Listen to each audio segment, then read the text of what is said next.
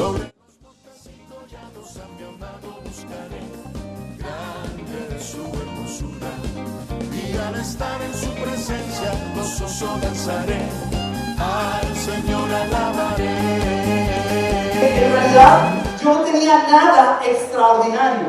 Era un joven que había conocido a Cristo a los 17 años, transformó mi vida, pero yo venía de una vida tan mala, sin Dios, pues imagínense cómo estaba mi vida, ¿verdad? Sin Cristo, que cuando me hablaba alguien de que Dios pudiera usar mi vida para extender su evangelio, yo era el primero que me descalificaba, porque yo pensaba que ese tipo de cosas eran para los súper extraordinarios, súper cristianos, de esos que tienen fe, que mueven montañas. Pero quiero llevarte en tu Biblia al libro de los Hechos, para que veamos juntos si eso es así, si es verdad esto.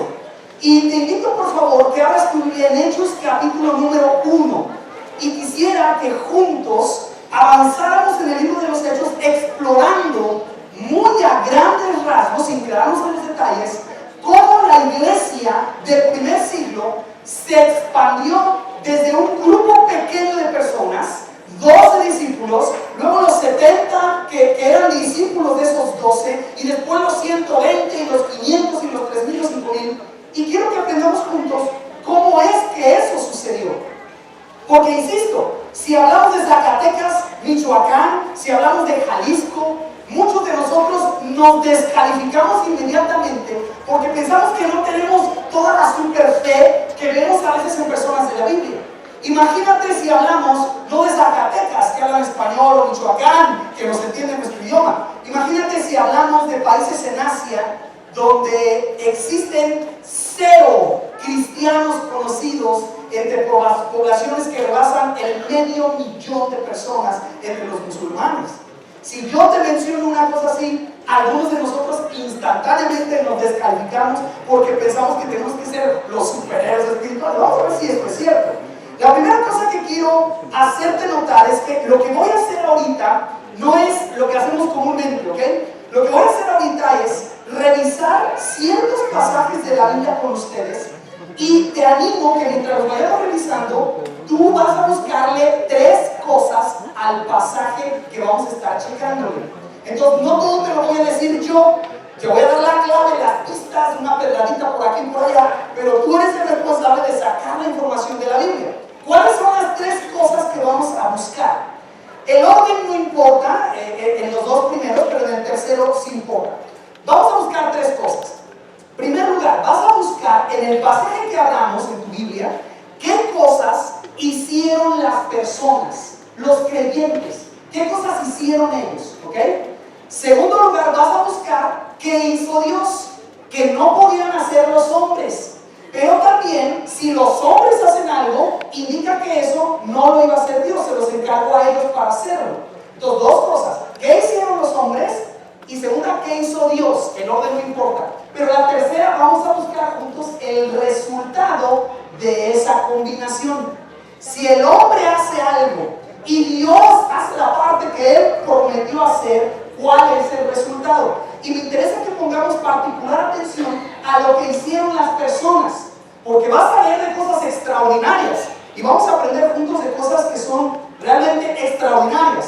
Pero vamos a aprender que la gran mayoría del avance del Evangelio se dio por cosas ordinarias que hicieron personas como tú y como yo. Cosas sencillas que están al alcance de nuestra mano, que no requieren que tengas una fe enorme, simplemente que confíes en Jesucristo, que entiendas la función que Él te ha dado y vas a ver los resultados que el Señor tiene planeados. Vamos a empezar en Hechos. Entonces, ¿ubican estas 3 cosas?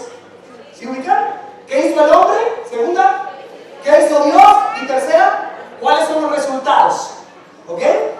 ¿Qué hizo el hombre? ¿Qué hizo Dios? Y tercera, ¿cuáles son los resultados? Vamos a hacer el cáliz. Abre tu Biblia en Hechos, capítulo número 1. Capítulo número 1 de Hechos. Vamos bien rápido. Me disculpo por las personas que están aprendiendo a manejar su Biblia. Vamos a irnos bien rápido, así como que viendo un tour rápido de los primeros capítulos de Hechos. En capítulo 1, verso 4, lo primero que vemos es que hace Dios. Y en este caso, Jesús, en el verso 4 dice, estando juntos, Hechos 1:4, les mandó que no se fueran de Jerusalén, sino que esperasen la promesa del Padre, la cual les dijo, oísteis de mí. Pregunto, ¿quién está hablando en ese versículo? Es Jesucristo, que ha resucitado, y está hablando ¿con quién? Con los discípulos, con los que estaban reunidos ahí, los 12, bueno, 11, ¿verdad? En un momento vamos a ver. Versículo 5, porque Juan, dice Jesús, ciertamente bautizó con agua, mas vosotros seréis bautizados con el Espíritu Santo dentro de no muchos días. Entonces el Señor les promete a los discípulos que no se regresen a su tierra, porque ellos no eran de Jerusalén. Había habido una peregrinación a Jerusalén para celebrar la Pascua. Y ahí, ¿qué sucedió con su maestro? ¿Qué sucedió? ¿Se acuerdan la última cena de la Pascua? ¿Qué pasó con su maestro? Lo mataron, lo arrestan y lo ponen en una cruz, y después de unos días se levanta de la tumba. Y andan los discípulos que no saben ni qué onda, no saben qué hacer con su vida. La gran misión del Señor, ¿dónde quedó? Y el Señor se les presenta y les ordena, no se me vayan a ir de aquí hasta que reciban la promesa del Padre. ¿En qué consiste la promesa? En tu versículo número 5 dice que iban a recibir. ¿Quién me dice? El Espíritu Santo. Entonces, bien que volada, ¿los hombres le podemos dar el Espíritu Santo a otras personas? No, Señor. El único que puede hacer eso es el Padre, a través del Hijo Jesucristo, que envía el Espíritu Santo a nuestro corazón cuando creemos. Ahora, ¿qué tenían que hacer los discípulos? ¿Quedarse? ¿En dónde? Según el versículo número 4 dice, les mandó que no se fueran de Jerusalén. Versículo número 12. ¿Qué dice tu versículo 12? Entonces volvieron a Jerusalén desde el monte que se llama del Olivar, el cual está cerca de Jerusalén, camino de un día de reposo. Atención, los hombres, los discípulos, en todo lo que va a suceder en Hechos, solamente obedecen. El Padre promete el Espíritu Santo, los discípulos dicen, bueno, si el Señor dijo que no nos fuéramos, no nos vamos. Y en el capítulo número 2, hermano, ustedes que conocen la Biblia, recordarán que en el capítulo número 2 sucede lo que conocemos hasta el día de hoy como la venida del Espíritu Santo. Vayan a su Biblia al capítulo 2. Y en el capítulo 2 de Hechos, ¿cómo dice el encabezado? La venida del Espíritu Santo. Entonces, mucha atención. Llega el Espíritu de Dios a las personas que obedecieron a Dios, y dice la Biblia que la forma en que llegó fue extraordinaria, porque hubo un gran estruendo, luego se aparecieron como lenguas de fuego sobre la cabeza, y todas las personas empezaron a hablar en otro idioma. ¿Quién puede ponerse de pie y decirme el Salmo 133 en náhuatl que leímos en la mañana? ¿Nadie? ¿Te imaginas que en un instante llega el Espíritu Santo y puedes hablar náhuatl sin haberlo hablado antes? Y alrededor de ti hay un montón de personas que hablan náhuatl, y luego voltean y te quedan viendo, ¿y este quién fumó? Porque antes no estaba hablando eso, y ahora está hablando náhuatl, y te entienden, y tú empiezas a predicarles en náhuatl, en mixteco, en zapoteco, en mazateco. Sería algo semejante al día de hoy. Pero en aquellos días, cuando llega el Espíritu Santo, había gente de entre todas las naciones, y el Señor da el Espíritu a los creyentes, y ellos, ¿qué es lo que hacen? Hablan. Entre la gente que estaba ahí amontonada, que eran unos 3,000, me dice mi Biblia en capítulo 2, verso 14, que Pedro, lea en su Biblia, entonces Pedro, poniéndose en pie con los 11, ¿qué hizo, hermanos? Alzó la voz. Atención a esa frase sencilla, simple, que vemos en el libro, en capítulo 2, verso 14. Y les habló diciendo, y Pedro se avienta un sermonazo tremendo. ¿Pero qué hizo Pedro? Obedeció yendo a Jerusalén, recibe el Espíritu de Dios y abre la boca. No se quedó callado. Ahora les pregunto aquí, ¿ustedes piensan que la voz de Pedro traía rayos? A menos que haya comido cebolla, pero traía rayos Pedro. ¿Piensan que la voz de Pedro traía algo sobrenatural o era su voz? Era su voz normal, pero ahora había sucedido algo. Había llegado el Espíritu Santo a este hombre, que era una roca, una piedra, y ahora le da un poder venido de Dios para pararse, alzar la voz, y 3,000 personas se añaden en un instante. solamente a la iglesia de Cristo. ¿Dónde dice eso? En capítulo 2, verso 41, si sigues leyendo, después del sermón de Pedro, dice: así que los que recibieron su palabra fueron bautizados y se añadieron aquel día como 3,000 personas. Entonces, de volada aquí te pregunto, ¿qué hizo Dios? ¿Qué hizo Dios? Mandó el Espíritu Santo. ¿Qué hizo Pedro? Obedeció a ir a Jerusalén y se puso de pechito para recibir el Espíritu Santo y luego abrió la boca. ¿Cuál fue el resultado? Se añadieron en ese día 3,000 personas. Ahora, esto que estás leyendo es un patrón que vas a estar viendo todo el libro de los Hechos. Un Dios que hace cosas extraordinarias con una piedra que no quería hablar antes, ¿verdad? Una piedra que era medio atrevido y atrabancado, pero que se rinde al Espíritu Santo, abre la boca y el resultado es que 3,000 personas se añadieron a Cristo ese día.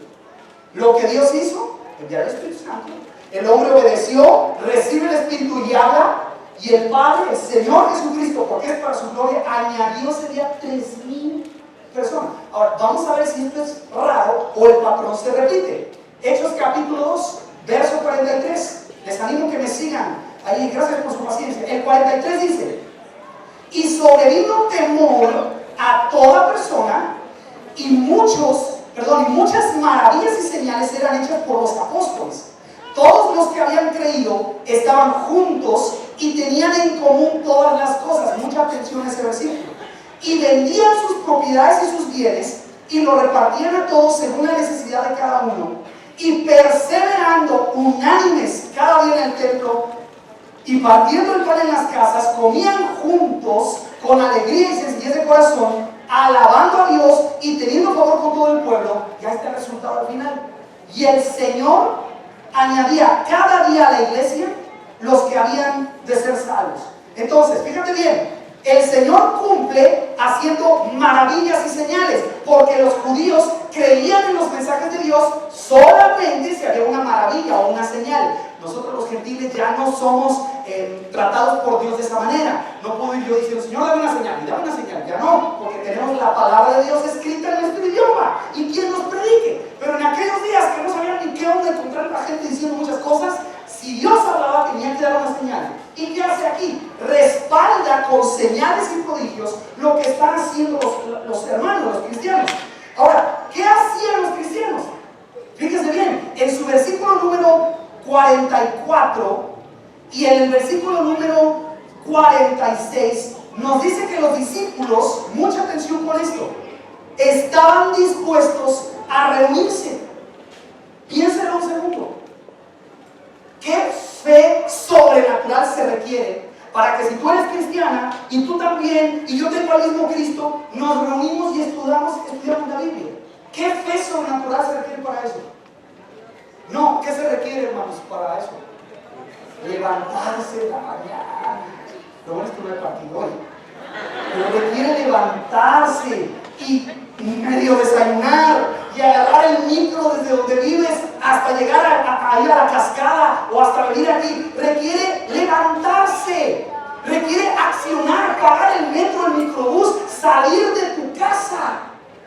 Póngale atención a eso, porque eso es lo que usa el Señor para añadir cada día a la iglesia a los que habían de ser salvos. Porque dice mi Biblia que esos hermanos estaban todos unánimes, estaban juntos y tenían en común todas las cosas. Era tal la unidad que estaban dispuestos a poner a un lado su egoísmo. Yo solo quiero para mí las cosas, quiero que me cuiden, que me atiendan, que me amen, que me apapachen. Estuvieron dispuestos incluso a agarrar alguna chiva que traía alguien, la vendían y la repartían entre la gente que estaba necesitada. Estaban dispuestos a soltarse de las posesiones. Y nosotros pensamos que si Dios va a hacer algo, lo va a hacer con gente súper extraordinaria que ora 15 horas al día, ¿no? Que las rodillas se tienen callos, son de camello, ¿verdad? Sus rodillas. Por tanto que ora. Y aquella hermana, como ora, levanta la voz y los ojitos se le hacen mosquitos, ¿no? Y yo pienso que yo ¿qué puedo hacer? Puedes reunirte, puedes quitar el egoísmo de tu vida y poner algo para las demás personas, pensando en los demás. ¿Qué más hacían según tu versículo número 46? Fíjese en eso, lea el 46.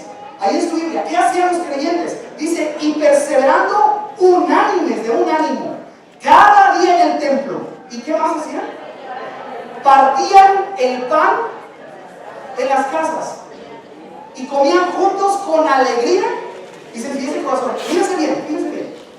Si yo les preguntara a la mayoría de los cristianos, hermano, ¿qué es lo que gana almas? Una predicación de esas que sale fuera del predicador en un domingo con la unción, o que invites a comer a alguien.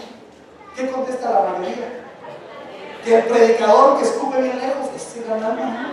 Desde que le sale fuego de la boca. Pero invitar a comer a alguien a mi casa, según la Biblia, eso es lo que Dios usó con su Espíritu Santo y un creyente dispuesto a abrir su mesa para invitar a otra persona y estar juntos. Y la Biblia enseña en tu versículo 47 que el Señor añadía cada día a la iglesia los que habían de ser salvos. Fíjate qué raro, ¿no? Reunirse. Oye, va a haber una reunión con los hermanos, la cena la vamos a hacer nosotros 15 y nos vamos a juntar y vamos a tener nosotros nuestra reunión. Que eso lo use el Espíritu de Dios para transformar la vida de otras personas. Así dice Hechos. ¿Y qué hacían? Comían juntos con alegría y sencillez de corazón. Seguro la mayoría de ustedes se imaginan a todos comiendo como santos, así agarrando ¿Qué es comer juntos con alegría? Usted diga. En su familia todavía se come con alegría, obviamente. Cuando comen con alegría, ¿cómo es? Está en silencio. Por favor, el de la mesa, el de la silla 4, pasen de la sala. ¿Cómo se come? Oye, y los mexicanos somos buenísimos para poner una mesa 3 tacos y comemos 15. ¿Verdad?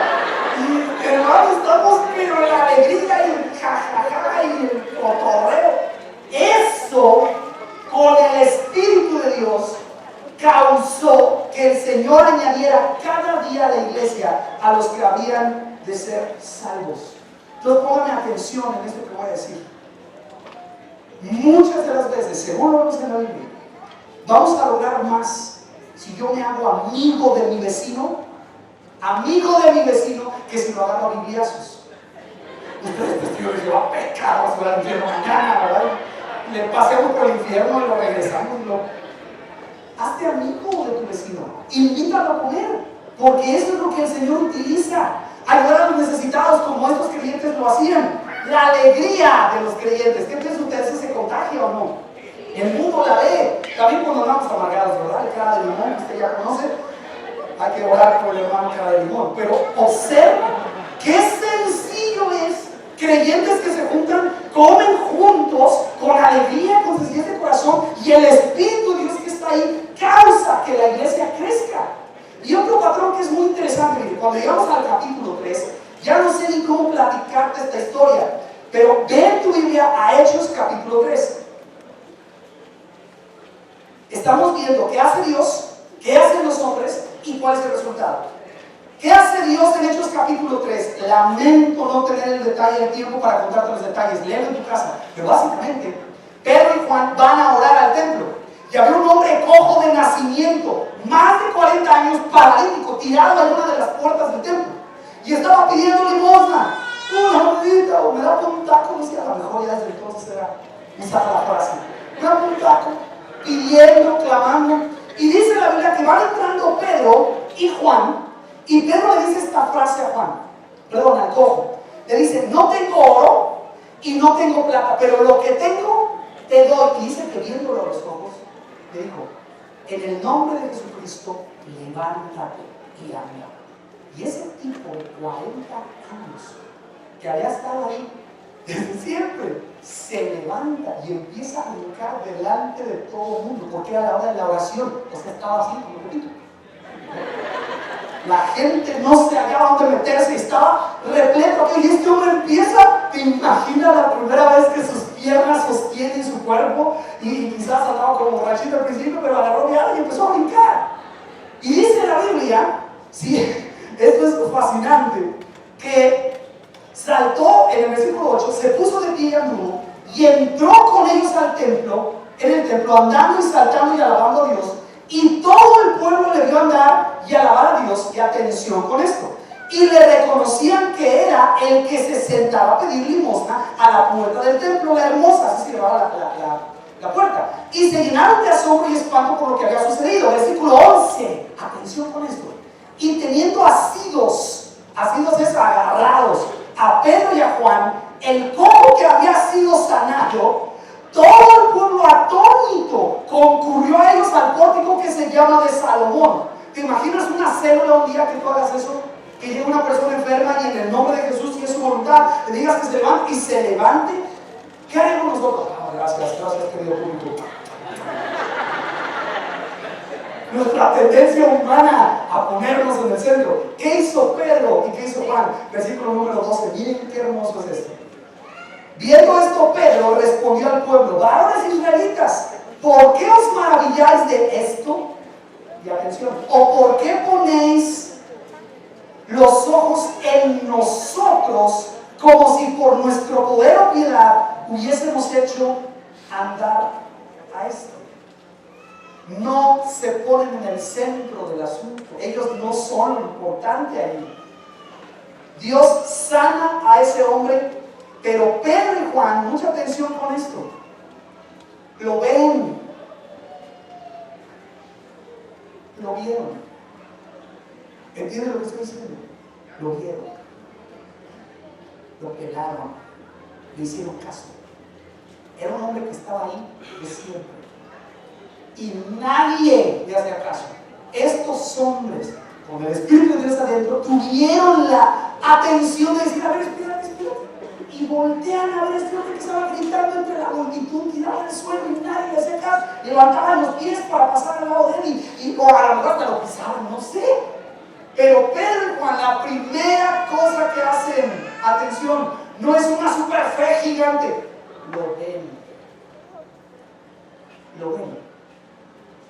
Ahí está ese hombre. Y ahí empieza el milagro. Cuando nosotros ponemos atención en la gente que está a nuestro alrededor, tus vecinos, todos los que empiezan a las 4 de la mañana con su reggaetón, Dios los bendiga. Pero ya a veces nos tienen tan hasta acá que nos cuesta trabajo verlos. El chavo que limpia tu parabrisas, el gritón del microbús, ya no los vemos. Son cosas que están ahí y no ponemos la atención que Pedro puso ahí. Pero fíjate lo que hace el hombre, pone atención a qué personas están ahí. ¿Qué más hace en el capítulo 4? Esto es una historia fascinante, pero en el capítulo 4 seguimos en la misma escena, pero Pedro de nuevo, hermano, se anima a predicar. En capítulo 4, verso 3, dice aparte que les echaron mano y los pusieron en la cárcel hasta el día siguiente, porque era ya tarde, así como en México, ¿no? En los de otras manzanas al bote. Luego averiguamos qué pasa con usted. Pero agarraron a Pedro y lo metieron a la cárcel. Ahora, fíjate bien qué interesante se pone aquí enseguida. Pensamos que la única forma en que yo podría llevar el evangelio a otra colonia o a otra ciudad en mi país o a otra nación es cuando me jubile. Es que yo quiero trabajar en la mejor empresa, jubilarme a los 50 y tener pensión de esas triples, con mi casa ya pagada, mis 3 autos, y entonces tendré tiempo para servir al Señor. ¿Has considerado que en la Biblia la gente que Dios usa es la más ocupada? Tanto es así el asunto que Pedro y Juan son metidos en la cárcel, y debido a ese asunto de meterlos en la cárcel, Pedro se levanta en otra ocasión en el versículo 18 y empieza a predicarle a la gente por haber estado en la cárcel, porque sucede que en la noche llega un ángel y lo saca. Y en la mañana que van a sacar a Pedro y a Juan, ellos estaban afuera otra vez predicando el templo. Y la gente dice: eso lo hizo Dios. Pero Pedro se para valientemente y abre la boca. Hasta el sufrimiento, hermano, de los creyentes, hasta la disposición a ser humildes, el hablar y no callarnos, el ser valientes ante la adversidad, son cosas que Dios usa. Cuando usted, hermana, va y toca la puerta de su vecina, de esa que nadie quiere, no sé, señora que tiene 15 gatos y nadie quiere a la señora del lugar, y usted va y toca la puerta, ese valor para salir de tu casa y tocar la puerta del vecino, Esas son las cosas que Dios usa. Hay apóstoles, Pablo, sí, gloria a Dios. Hay Pedros que sanan a los cojos o resucitan muertos. Pero la gran mayoría de las cosas que suceden en ellos son personas como tú y como yo que se reúnen, oran, obedecen, son humildes, se someten al Espíritu Santo, salen de su casa a hacer cosas con los cristianos, abren la boca en lugar de callarse, oran por otras personas. Y el resultado, tú lo puedes ver en capítulo 3. Bueno, en 3 ya lo vimos, pero dice que todo el pueblo lo vio, le reconocían, se llenaron de asombro y espanto, pero se asustan y los meten a la cárcel. Pero el resultado en 4:4, dígame cuál es el resultado. 4:4, ¿cuál es? Muchos de los que habían oído la palabra creyeron. ¿Pero ahora cuántos? Solamente contando ¿a quién? A los varones, como 5,000. O sea que más o menos con unas 15,000 personas creen en Jesucristo porque un hombre fue a la cárcel y no se quejó. Sufrió y aguantó vara. Confiaba en Dios, que su vida estaba en manos de Dios y pasara lo que pasara, Dios está en el control. En lugar de, a veces como nosotros sufrimos, oh Dios, ¿dónde estás? Y así con salivita aquí, lágrimas. Oh Señor, no hay Coca-Cola. Padre, no puede nada. Y nos matamos con eso.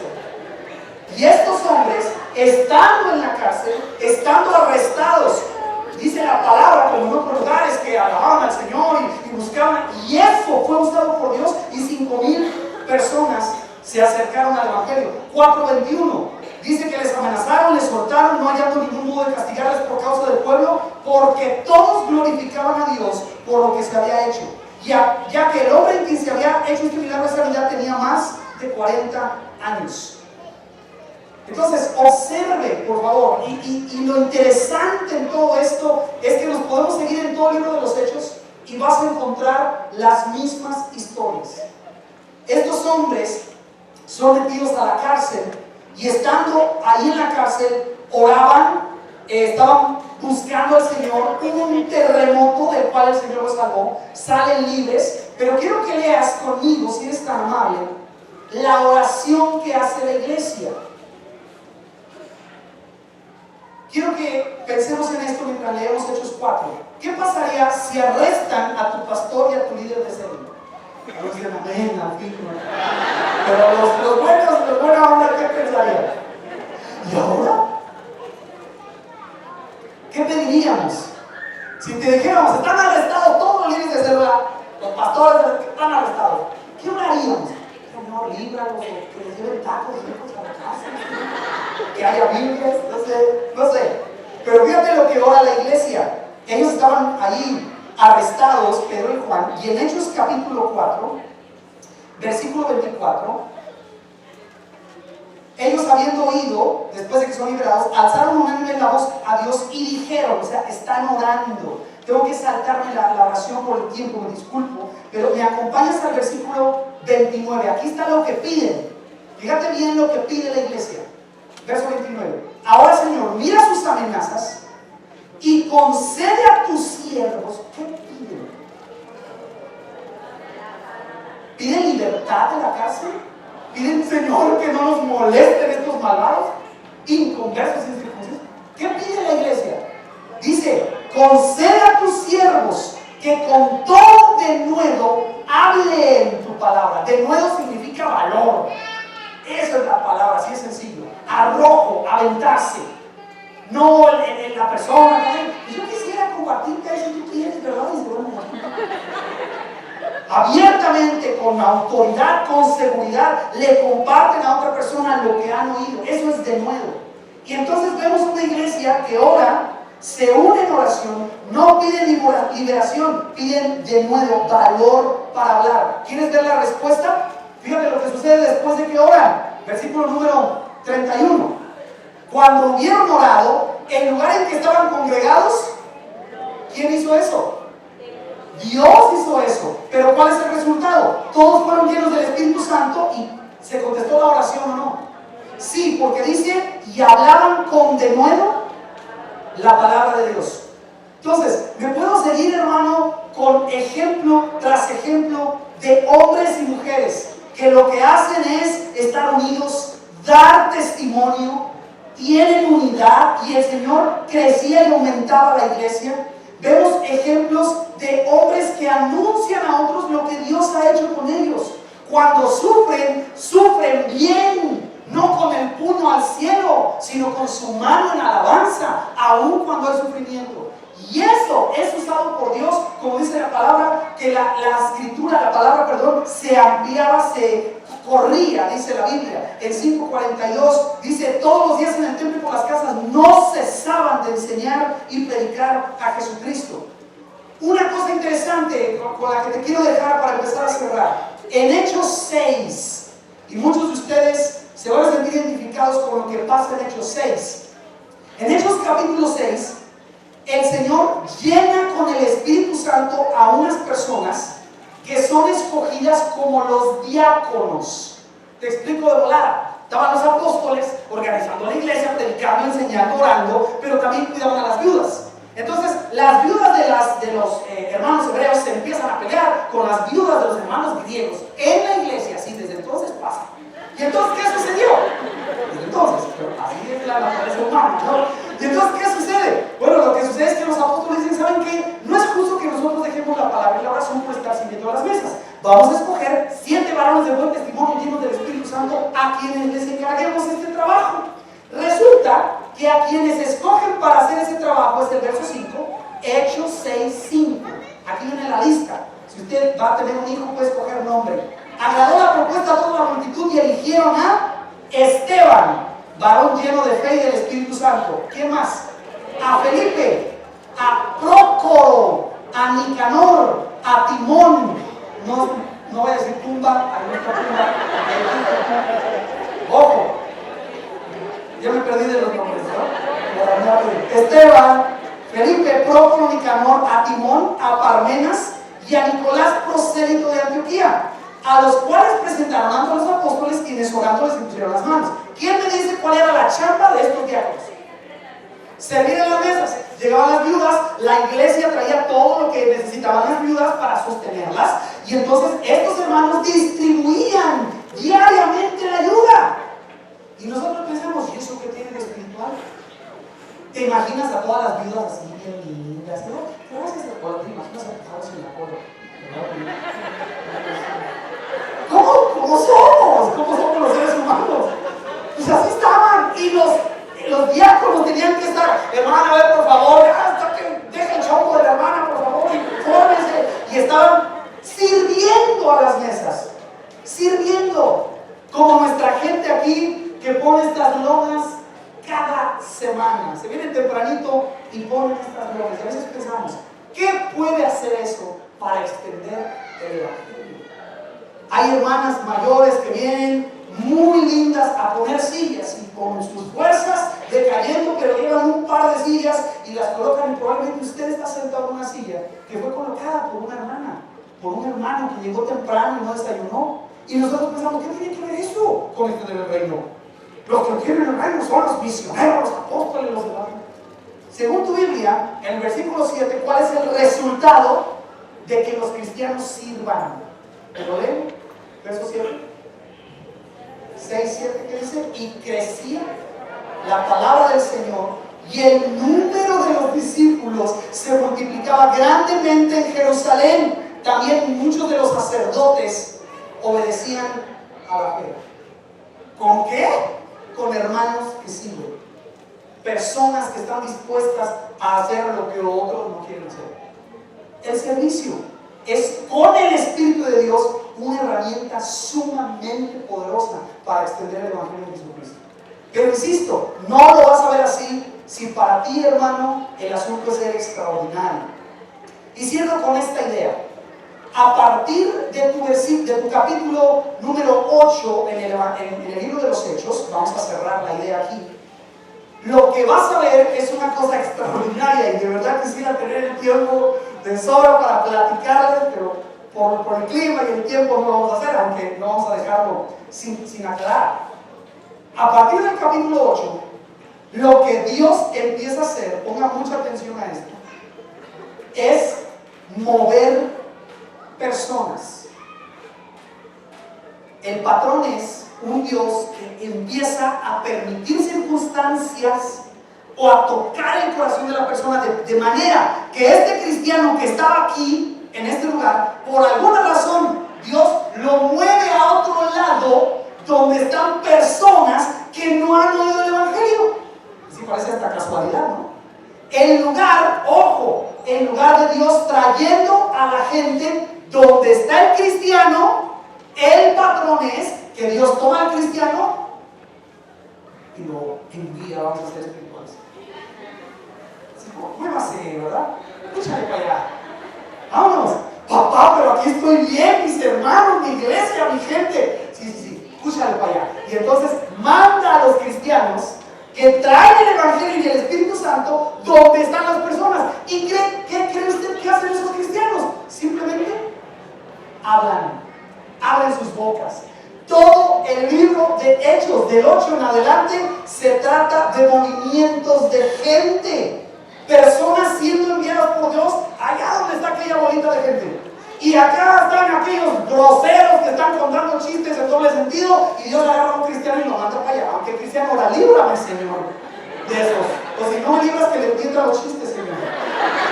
Pero si quieren salir de allá, cuando el plan de Dios es, allá tenemos esa bolita de personas en oscuridad, en tinieblas, Dios manda a su creyente ahí. Tiene buen tino el Señor.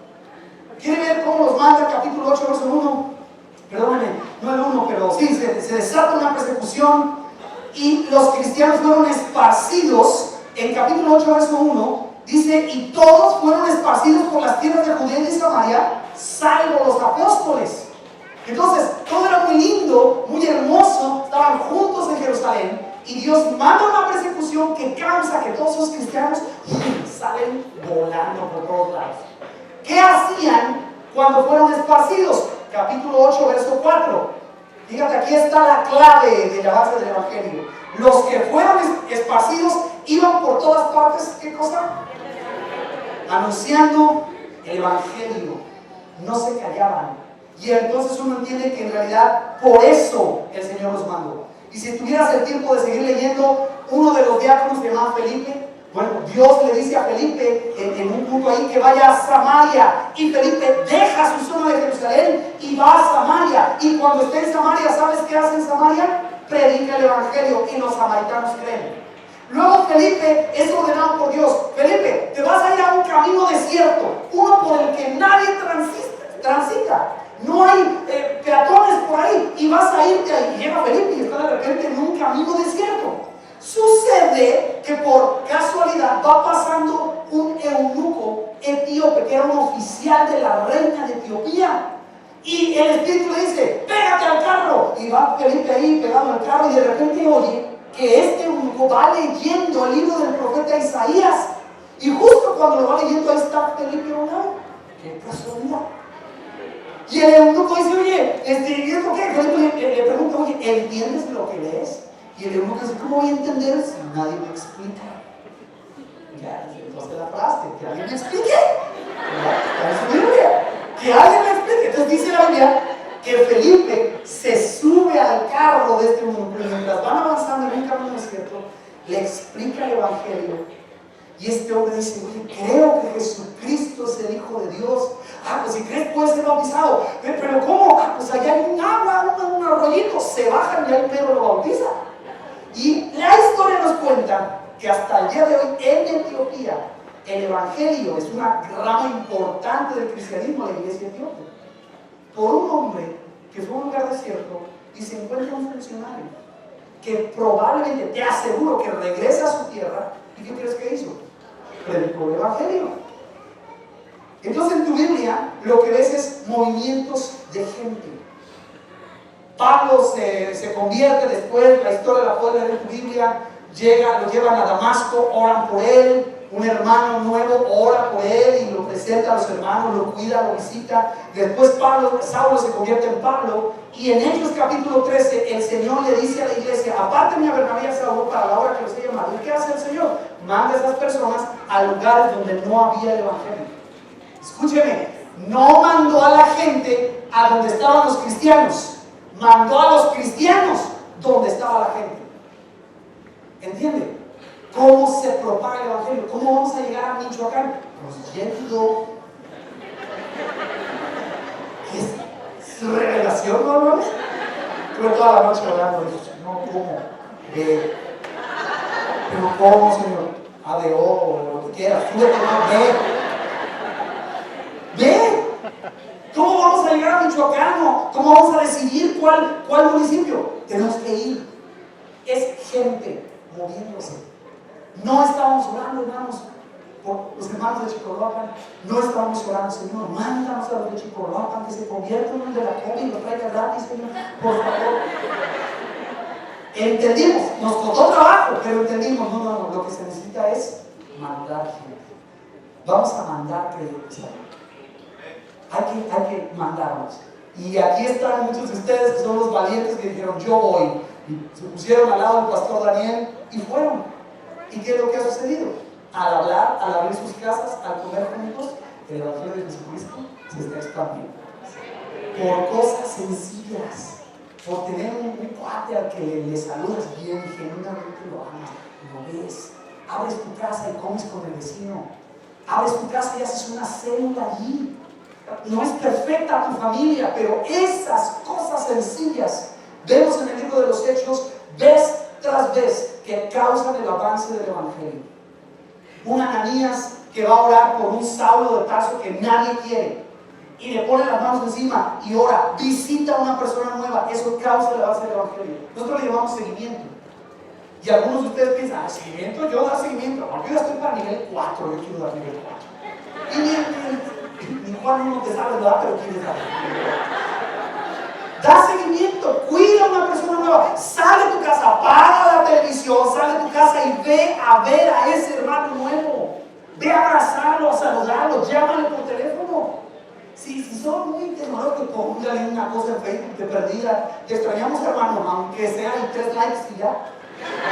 Aunque sea. Pero estas cosas sencillas son las que Dios usa para empezar a hacer conexiones y empezar a ver gente avanzando en el evangelio. Si estás en una célula, hermano, allá en Chicoloapan, que pertenece a una célula de ahí de la cascada, de la iglesia, hermano, cuando vas con el vecino de aquel que te arregló el auto o aquella persona de las tortillas y, oiga, la invito, esa acción tan simple puede representar la transformación de esa familia. No te confundas que es 70 días de ayuno y oración, te vas a morir. Ayuna un día, ora todos los días, pero levántate, ve y toca la puerta. Avanza, sal de tu lugar, muévete de tu lugar. La gran mayoría de nosotros conocimos a Cristo por gente que hizo eso. Aquí en México llegaron hermanos del estado de San Luis a plantar esta iglesia hace muchos años y ahora después enviamos al pastor Daniel con su equipo a Chicoloapan. ¿Qué sigue? ¿Dónde sigue? Queremos poner delante de ustedes 3 estados, Michoacán, Zacatecas y Jalisco. Hay una necesidad bárbara ahí. ¿Cómo vamos a alcanzar esos lugares? ¿Solo orando y pidiendo que los 6 millones en lugar de San de Milagro vengan a la villa? No, está más cerquita, Señor. No, tenemos que ir. Y puede ser que haya algunos de ustedes, hermanos, aquí que van a ser parte de una iglesia nueva que se va a plantar a lo mejor en el sur de la ciudad, donde no hay predicación, o en el norte de la ciudad. Y vas a ser un maestro de niños en esa iglesia, reuniéndote, abriendo tu casa, dando seguimiento, orando, ofrendando, lo normal de un cristiano. Eso es lo que Dios usa. Y sé que aquí hay personas que Dios está poniendo en su corazón. Tú te vas a ir a Jalisco. Te vamos a mandar a ti, ahí a Lagos de Moreno, con los miles de personas que están allí y no aceptan, hay una dureza en su corazón hacia la verdad del evangelio. ¿Qué crees que te va a mandar a hacer Dios? Hay cosas extraordinarias, vas a incendiar el santuario aquel, no te va a decir, no vas a hacer cosas de esas.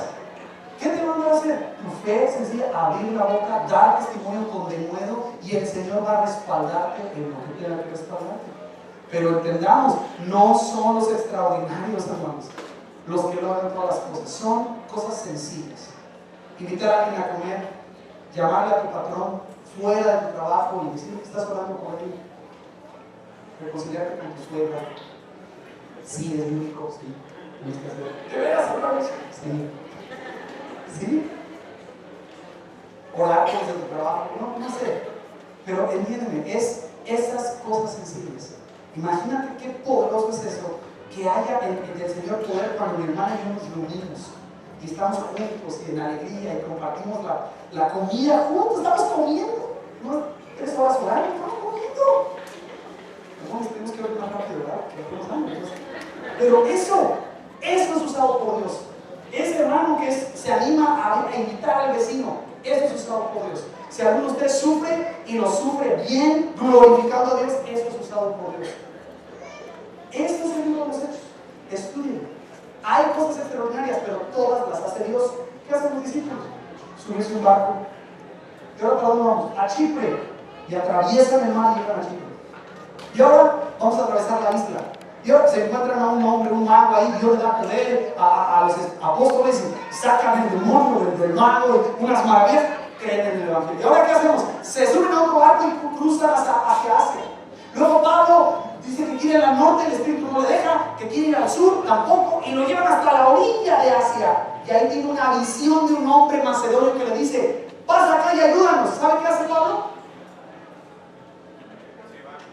Se sube al barco y va. Ay, hermano, eso sí. No, dice que iba a decir que oró 40 días.